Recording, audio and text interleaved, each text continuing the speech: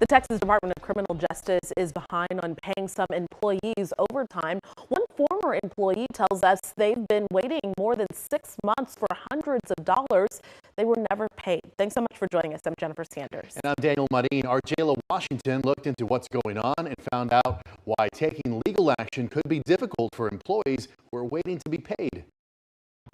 Not in jail, but still feeling trapped. Just use and taken for granted. This former Texas Department of Criminal Justice, or TDCJ employee, asked us not to show his face, but says after working for the department on and off for about 8 years, he quit earlier this year. My pay's been messed up several times, but this time I've been waiting since May. That pay almost $700 of overtime. They claim they're short-handed and can't get caught up. A TDCJ spokesperson tells me all standard paychecks are being paid on time each month, but says there is a new time clock system that sometimes requires timesheets to be manually adjusted, leading to delays in additional pay.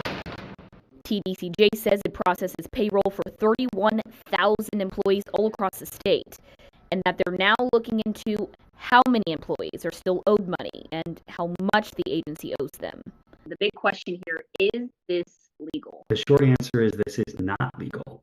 But the challenge that these workers face is there are significant loopholes in Texas law that make it super hard to recover. Civil rights attorney Austin Kaplan says Texas has 2 wage laws, but they lack specifics. There's not that much clarity in terms of when you have to be paid by. This is one where private attorneys can't really get involved because there's no private cause of action that we can bring against a state agency in Texas. Kaplan says employees will need to get the U.S. Department of Labor involved, which does offer free legal services. It's just that they've got to take the case, and it can take a while. I'm really expecting you to take it as a loss. Jayla Washington, KXAN News.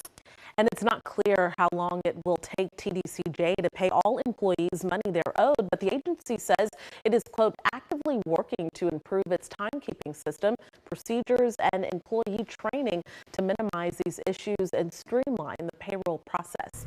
Going in depth right now, this pay delay comes after lawmakers approved sweeping raises for Department of Criminal Justice employees. Back in 2022, the state approved a 15% pay increase for correctional officers and a 10% increase for all TDCJ employees. Another 5% increase was approved to go into effect in 2 phases. The first was last year, the second in September of this year. According to the TDCJ's website, the increases resulted in a minimum of $3,000 raise for all employees. And adding a little bit more to this, in 2011, the U.S. Department of Labor sued the state's Child Protective Services Division in Austin. The lawsuit claimed the division failed to pay 800 employees overtime and sought $1 million for back wages. Now, it's not clear what happened with that case, but the state did pay $2 million to settle a similar lawsuit back in 2000.